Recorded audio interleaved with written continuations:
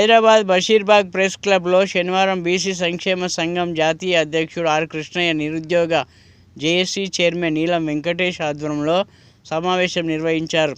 ఈ సందర్భంగా కృష్ణయ్య మాట్లాడుతూ ప్రభుత్వం వెంటనే గ్రూప్ 1 పరీక్షను నెల రోజుల వాయిదా వేయాలని డిమాండ్ చేశారు. ఆ రోజు వివిధ పోటీ పరీక్షలు ఉన్నాయని పేర్కొన్నారు.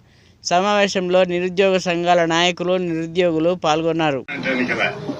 చాలా రోజుల తర్వాత గ్రూప్ 1 పోటీ పరీక్షలకు నియామకాలు ఉన్నాయి. ఇప్పుడు అనేక పోరాటాలు చేసినాం దీనికోసం. దాదాపు 13 తోటి షార్టేజ్ ఉంది గవర్నమెంట్.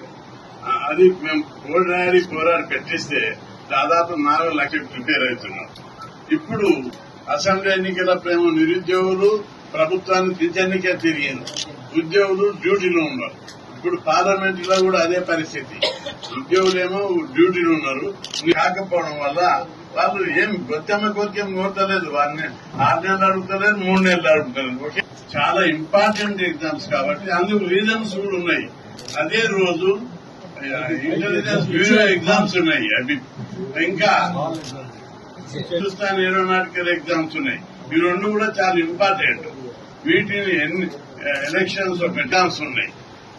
ఇంకా అంతేకాదు, వేరే రాష్ట్రాలు ఉత్తరప్రదేశ్, రాజస్థాన్, పంజాబ్, కర్ణాటక, కేరళ దాదాపు 12 రాష్ట్రాలలో ఈ 2 కారణాల ఎలక్షన్ కారణంతో పరీక్షలు వాయిదా చేశారు. వాళ్ళందరూ వాయిదేస్తుంటే అర్థమైతే లేదా. రెండవది